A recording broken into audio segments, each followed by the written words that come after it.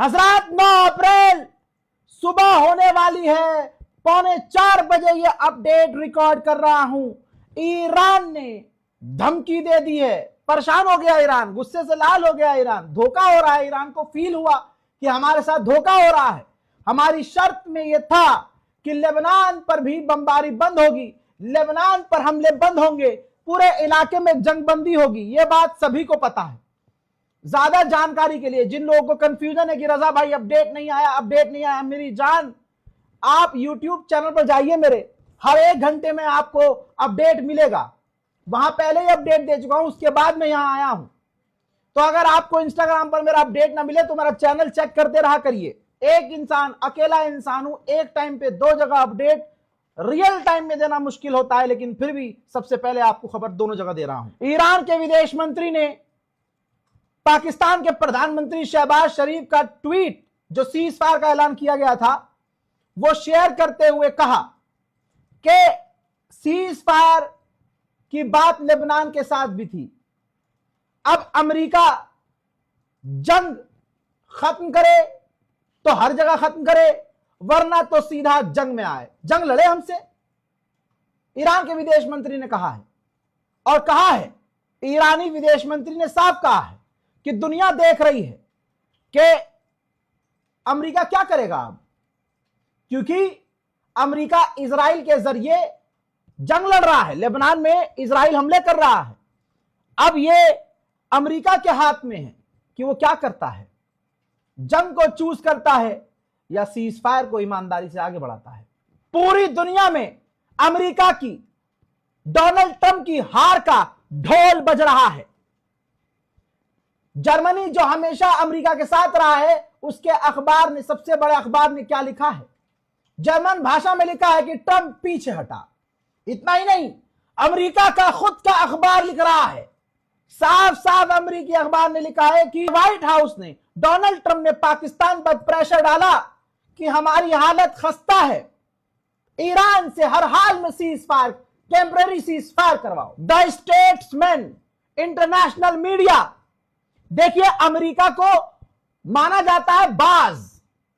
किसी देश को टाइगर का आइकन दिया गया, किसी देश को ड्रैगन का आइकन दिया गया। ऐसे ही अगर आप अमेरिका के किसी सरकारी लोगों को देखेंगे तो उसके अंदर चील बनी होगी।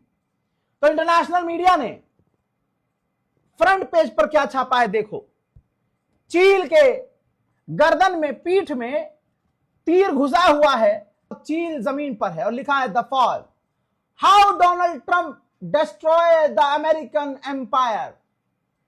अमेरिकी एम्पायर को ही डोनाल्ड ट्रंप ने तबाह कर दिया। बताइए, इंटरनेशनल मीडिया कह रहा है कि अमेरिका हार गया है, लेकिन गोंडू मीडिया कह रहा है, मतलब गोदी मीडिया कह रहा है, उसके स्पेशल कुछ जैसे मानक गुप्ता, ऐसे बहुत सारे पत्रकार हैं जिनके दिल में भाजपा बसती है, मुसलमानों की नफरत बसती है, हजम नहीं हो पा रहा है। वो ये कोशिश कर रहे हैं कि साबित करें कि ईरान जीता तो नहीं है। अरे हम कह रहे हैं चल ईरान नहीं जीता, लेकिन गोदी मीडिया और अंधभक्तों तुम हार गए हो, तुम्हारी जात हार चुकी है। मैं 2 साल से कहता आया हूं कि मिडिल ईस्ट में अब दूसरा इजराइल यूएई है, जो उसने अलग अलग मुल्कों में किया। खुद सऊदी अरब से ऐसे रिश्ते थे, इसके हो गए थे कि खराब हो गए थे रिश्ते, लड़ने वाले थे, लड़ाई होने वाली थी। सूडान में जो भी नरसंहार हुआ यूएई ने करवाया। यमन पे कब्जा करवाने की कोशिश यूएई ने की, सऊदी अरब ने खुद कहा। सऊदी अरब बीच में न पड़ता तो सूडान में नरसंहार आज हो रहा होता और यमन के टुकड़े टुकड़े हो जाते। अब ये 2 महीने पहले की बात है। यूएई कितना घटिया और गलीज है, सोचिए, सीज फायर हो गया था। तो सीज फायर होने के बाद ईरान के अंदर एक फाइटर जेट घुसा, मिराज 2000, मॉडल का नाम है मिराज 2000, और उसने ईरान पर बमबारियां की। ईरान ने जब डेटा चेक किया तो पता चला कि मिराज 2000 तो अमेरिका और इजराइल इस्तेमाल ही नहीं करते। ये फाइटर जेट फिर किसका था? पता चला ये यूएई का था, यूएई का मिराज था।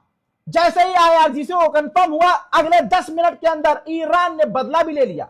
ईरान ने यूएई की ऑयल रिफाइनरी पर दनादन हमले किए, और खैबर एक बार फिर से यहूदियों के बच्चों को याद दिला दिया।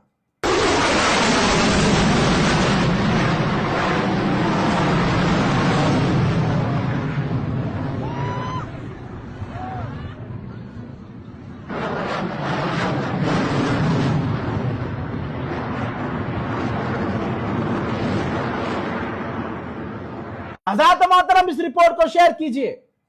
40 दिन से आपके सामने लगातार अपडेट दे रहा हूं, थोड़ी मोहब्बत दिखाइए और मुझे अपनी दुआओं में याद रखिए।